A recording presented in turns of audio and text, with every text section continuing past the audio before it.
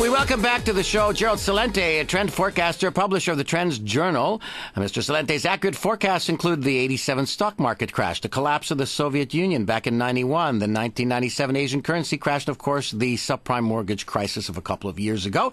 You're about to meet Gerald Celente. Good morning. Welcome back to CJD. Oh, always love being on with you, Tommy. Thank you. Gerald, what do you think of President Obama's performance on The View? When I look at that, I can only imagine General Eisenhower sitting there. America has become snooky stupid. How can adults behave like this? And this guy's pretending to be the President of the United States, and he's not alone. I mean, we saw Bill Clinton playing the saxophone poorly at that on MTV trying to get votes. So it's so true when you hear that phrase that politics is show business for ugly people, and that's all it's turned into.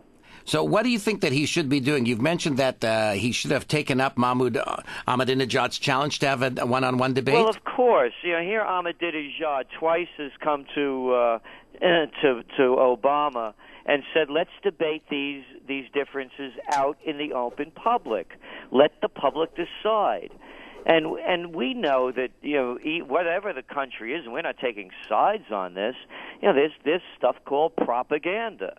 Or as I like to say, impropaganda, because there's nothing proper about it. So let's hear what they have to say, and let's decide. Because as we had written back in the day, weeks before the Iraq War, Saddam Hussein was on CBS's 60 Minutes.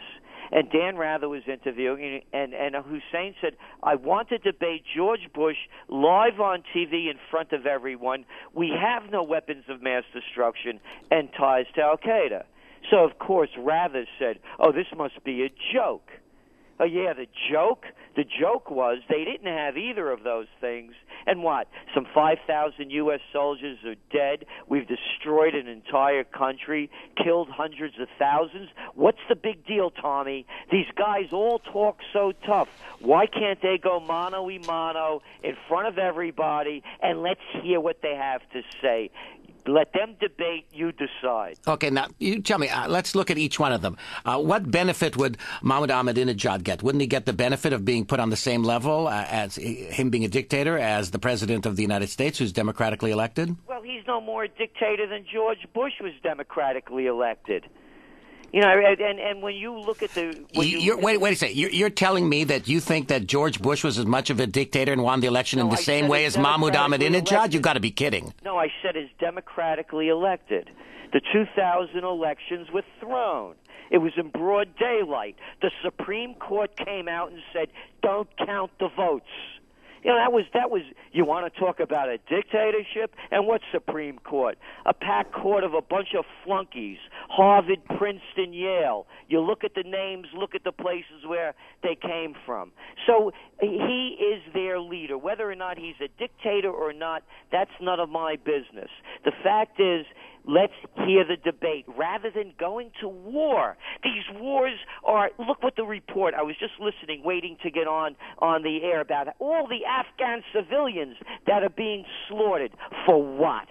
To find Osama bin Laden?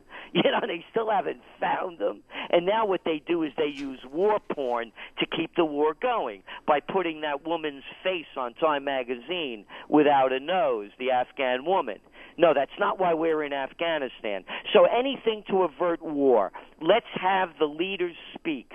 Okay, let's talk about, if they would speak, the benefit each one would have. How would Obama benefit, and how would Ahmadinejad benefit from such a debate? Obama would benefit by pointing out what Iran is actually doing and what they have. Iran would benefit by saying what they're actually doing and what they have. And the best thing that could happen from this is that we avert war. Because as we see it, the United States is gearing up towards some kind of a conflict with Iran. We just heard Fidel Castro last week. Oh, that other dictator. I love it. You want to talk about hypocrisy? We can't do business with communist Cuba. Hey, but those Chinese, hey, they're okay. Yeah, because the bottom line. So Castro comes out and he says, if the world is leading themselves into a war by the UN sanctions imposed by the United States, where they're going to be boarding Iranian ships in September. The Iranians are not going to stand for it. So the United States is pushing toward a provocation. They've done it before, and they're doing it again. Trends forecaster Gerald Celente on the line with us, 514-790-0991. Mark on the line, calling from Snowden. Good morning. Good morning. How are you? Hello there, Mark. Yeah, how are you? I've never heard so much nonsense what you're saying. It's very, very, very wondering. I can't believe it. Actually, I believe war is not a good thing. But sometimes you have to go to war. Otherwise, Germany would have been taken over. Listen, don't go there. We're not talking about Germany, and we're not talking about sometimes going to war. And I want to make this really clear so everybody could hear it. Everybody that wants to go to war and approves war, send your money, send your kids, and send yourself or shut your mouth. And I'm tired of these leaders who want to lead everybody to war and never lead anyone, whether it's Obama, Clinton, Bush, the Clintons, or the rest of them. So you're talking big talk now because your life isn't on the line. And this isn't 1940, 1938. This is 2010. Iranian has not attacked anybody. Iranians not invaded other countries. And the Iranians, by the way, are taking it on the chin for what everybody else is doing, having nuclear capability of some sort, of which, by the way, they deny. Which, if you don't stop them, they will be taking over the Middle East. You don't. You want to go stop them? You're another one, the wees. If you don't, you go over there, pack up your stuff, and go do your thing. You people that want to keep instigating war, you are the criminals. Next, let's go to the call 514-790-0991. Michael, good morning. No debate.